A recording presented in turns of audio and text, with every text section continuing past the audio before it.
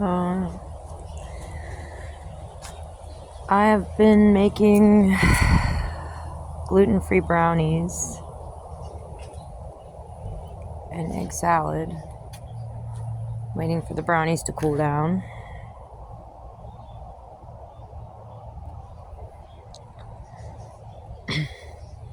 These tomato plants are pretty funny. I took some seeds. I gutted some seeds out of a tomato that I bought at Walmart and threw the seeds out here into these pots that initially had some herbs growing in them. And I also replanted some ginger that was drying out in my kitchen, and I didn't want it to totally die. And it started coming back.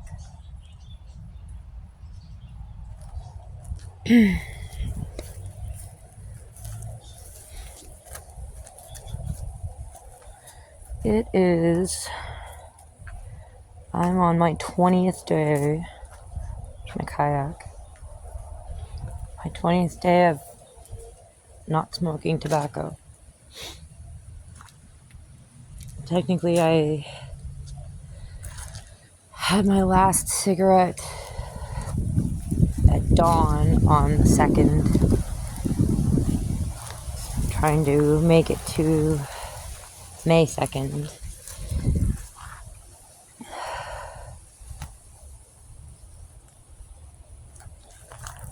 And then I was thinking about letting myself have one as a reward for making it through a month. I don't know if that's a good idea. We'll see how I feel about it when we get to the 2nd. I've heard that it's like 21 days to break a habit. And so tomorrow should be my 21st day. So you'd think that like this will get a lot easier. Tomorrow, I'm hoping it flipped like a switch. Because even today I had cravings. And I still have cravings after I eat something. Particularly then. Or after I've been doing something for a long while. If I've been driving for a while. It's like suddenly I just want to have a cigarette. Anyway. So there's a couple things that have been bothering me. Or I've been mulling over. There's a lot of things bothering me. I was thinking about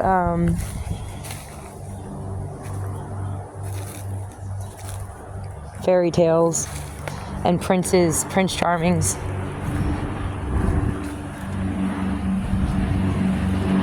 I think it's funny that the trend, these airplanes, always going.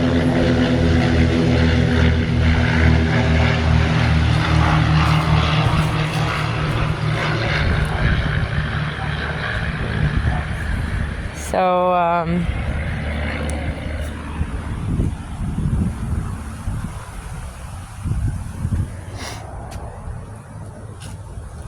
like I said, I was thinking about Prince Charming character in fairy tales.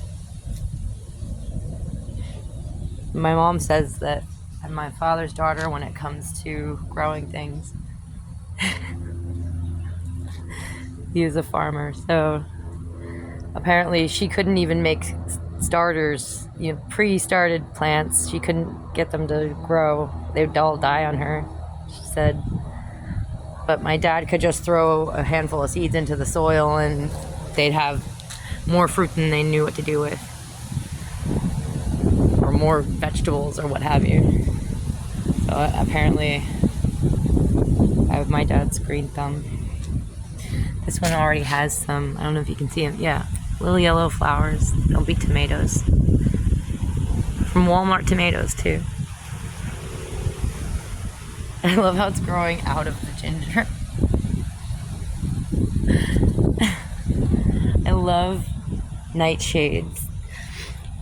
I love the way they smell. Sometimes I put the fresh leaves on like my sandwiches and stuff. These taste actually, in my opinion, they taste good. The leaves, tomato leaves. Anyway, deadly nightshades are good. Right, so Prince Charming figure. You have to wonder like, how much, I don't know, what is he really there for? I was trying to break down like, what is he there for, Prince Charming? What is he supposed to do? I think I heard Jordan Peterson say at one point, you know, he stands for an aspect of our own psyche, I guess, meant to come along and save us. I guess the more rational part of us meant to save us from our emotional selves or something along those lines. Yeah, I can see that. I can definitely understand that to some degree. Although I worry about like becoming, you know, taking that to a level where it's like Dr. Spock. Some nonsense.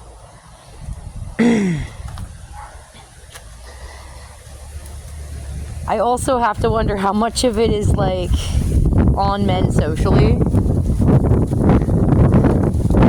It's always, what does he do? What does Prince Charming do in the stories? Usually he's supposed to come along and save the damsel in distress from a monster. Now quite often the monster it's funny because the monster is her. The monster is like a bitter, angry, hateful woman. Is if you think about it, if you think about what quite often what the monster, how it's portrayed, so on and so forth. Ooh.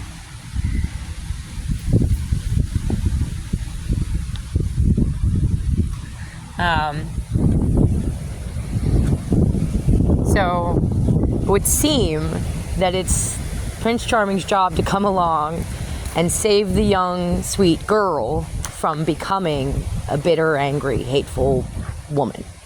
Because that's a monster.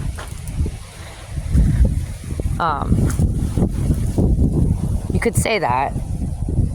Could be one interpretation of those stories. I think it's funny how in the stories being retold by Disney, like the newer versions of a lot of this folklore, the newer versions tend to be like the Prince Charming, the guy in the story, does next to nothing. He's practically fucking useless. He does nothing. And the heroine, the female in the story, is the one who has to save him.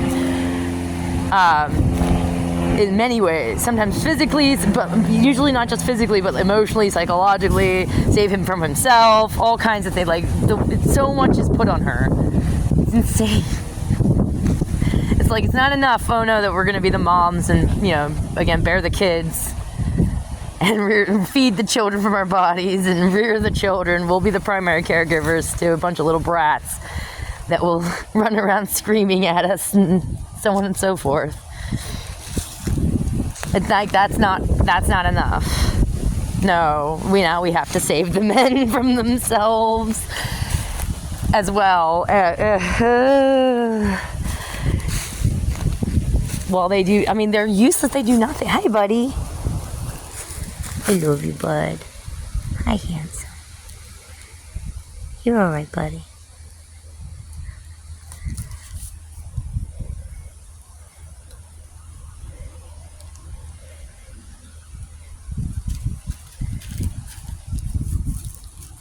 I'm making a video. Precious. My hands are getting old. Good thing I'm not, though.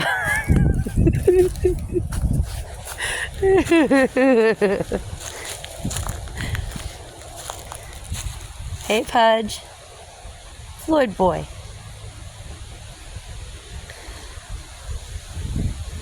Yeah, so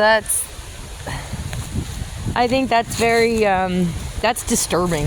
It's a word I was going to say interesting. I'm trying to use other words besides interesting. It's disturbing. It's scary to see that more and more the story is being retold that the woman has to take responsibility for everything. And she has to do everything. While the guy is basically just in the way or actively working against her, hurting her. Or really, he's just the damsel in distress. It's just,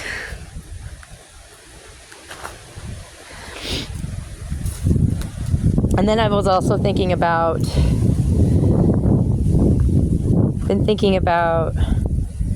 World War II, but the war between Japan and China. Been thinking about that. What are you guys up to? Stalking. They're stalking their prey. Noble lions.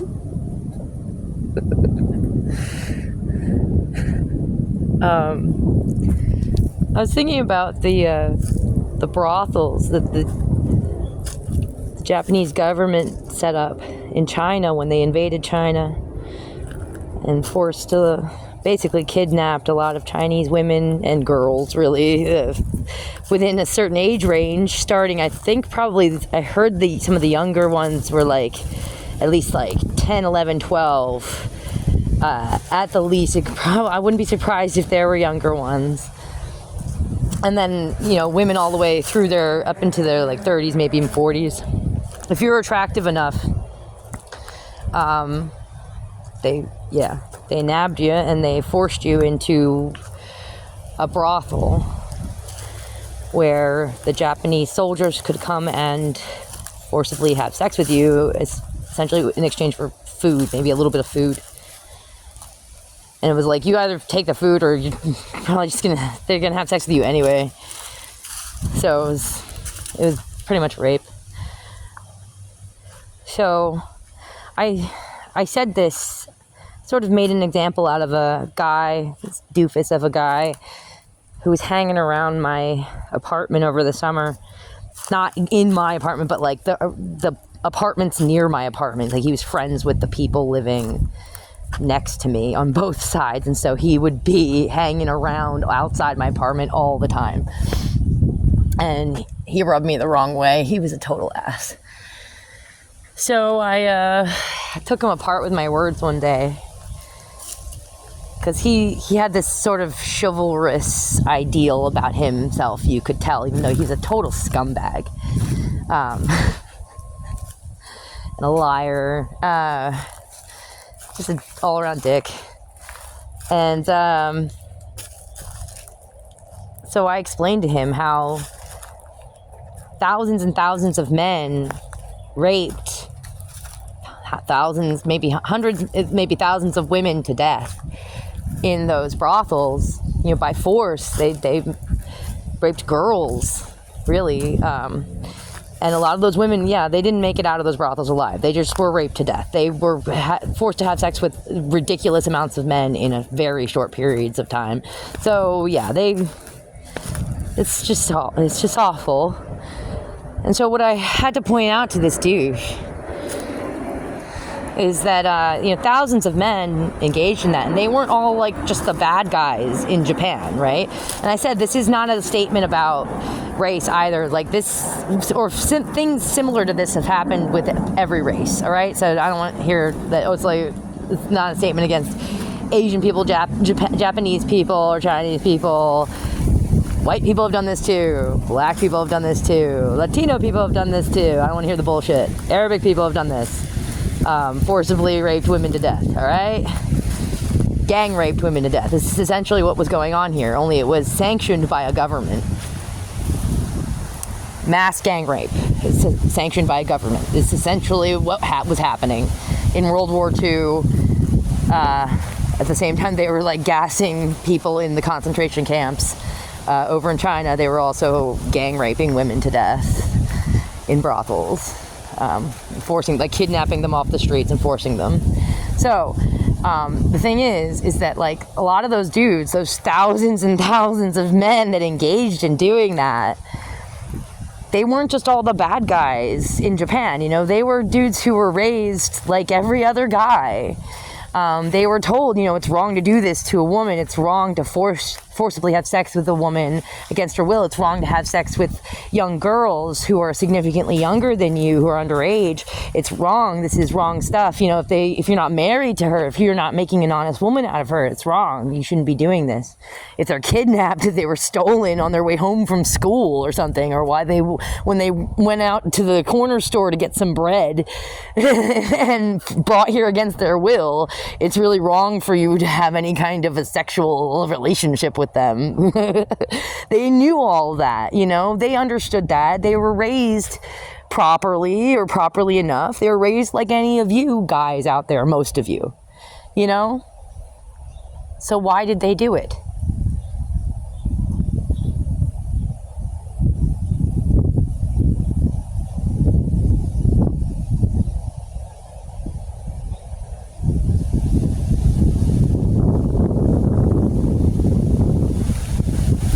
Why did they do it? You know, like, these weren't all just like the most evil guys in Japan. These were just, you know, thousands of soldiers. They're typical guys. Some of them, I'm sure, were some psychopaths and sociopaths, but like a lot of them were just your everyday guy, you know, like your husband, like your brother, your father, your son, your dude cousin, you know, like, why'd they do it? It suggests to me that men are only as good as society forces them to be. And for that period of time in history, a window of time, civility and morals and ethics were suspended by a government because they felt they could do so because they were at war. And all the men just went right along with it, basically, is what happened. Because they were told or felt or assured that there would be no negative consequences to their actions. Like they would not be imprisoned. I'm sure a combination of that, and also a combination of thinking that, you know, possibly, well, I'm going to die tomorrow anyway, so what's the point of having morals or ethics? Which makes me, of course, think about what I said several days, weeks, a couple weeks ago, a few weeks ago. Really shouldn't have said that.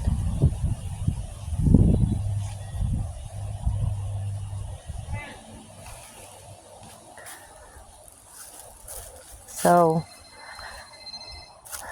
anyway, yeah.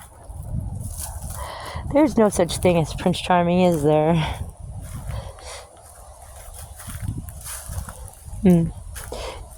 And eating the feet of the starfish. I mean, like, the feet, the soul. Soul eater. That's really scary. That's very scary, Zay. In a lot of ways, like, the feet kind of represent the soul. I mean, if you think about it in terms of The Little Mermaid, because in The Little Mermaid, the original story, mermaids didn't have souls. Only humans had souls. Mankind, men had souls. So the people walking around with the feet, they had souls. Mermaids lived for 300 years, but then when they died, they turned into sea foam. And it was men who lived for like 100 years, but then when they died, their souls went to heaven. Right? So in that way, very much so, like the Little Mermaid associates having feet with having a soul, and we have, you know, the soles of our feet. And so you eat the feet, literally, or you said literally eating starfish feet? So you eat souls. You attempt to eat souls. Exactly how...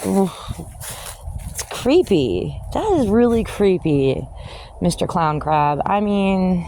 I think I'm going to call you that from now on, Mr. Clown Crab. Like, dude.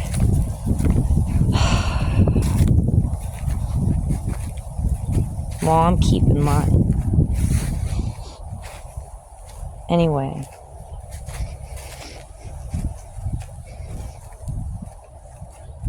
You know you're a creeper, right? You gotta know that.